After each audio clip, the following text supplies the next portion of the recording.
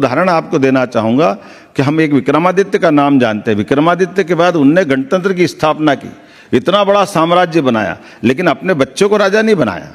ये हमारे लिए उदाहरण है। इसी प्रकार से द्वारकाधीश भगवान कृष्ण के काल में, जिनने, वो तो सामर्थ्यशाली थे और पूरा नाती पोता बड़ा परिवार था, लेकिन अपने बच्चों को राजा नहीं बनाया उन्होंने।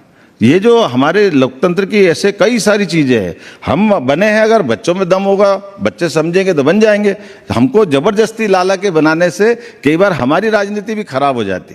तो हमारी इन सारी बातों में नैसर्गिक रूप से लोकतंत्र की खूबसूरती ये है। और आज के दौर में तो और समसामयिक है। हम सब समझते हैं इस दौर में जब दुनिया हमारी तरफ देख रही है, भारत को 2047 की तरफ बढ़ना है, अमृत काल की तरफ बढ़ना है।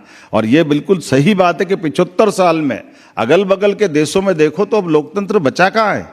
अब पाकिस्तान, अफगानिस्तान, जहाँ जहाँ भी आप देखोगे हो क्या रहा है।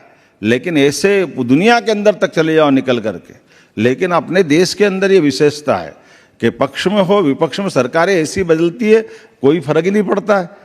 इतना बड़ा देश है, लेकिन सरलता के साथ माननीय 14 के पहले सरकार की स्थिति, अटल जी की पहले सरकार, और अटल जी की सरकार तो मतलब उतने कम समय में 3 बार जिस प्रकार से बदली, एक वोट के कारण सरकार चली गई।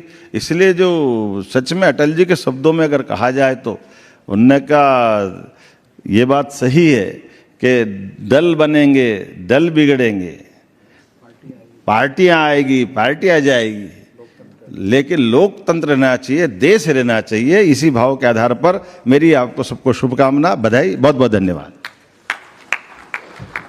बहुत बहुत शुक्रिया माननीय मुख्यमंत्री महोदय जी। आपके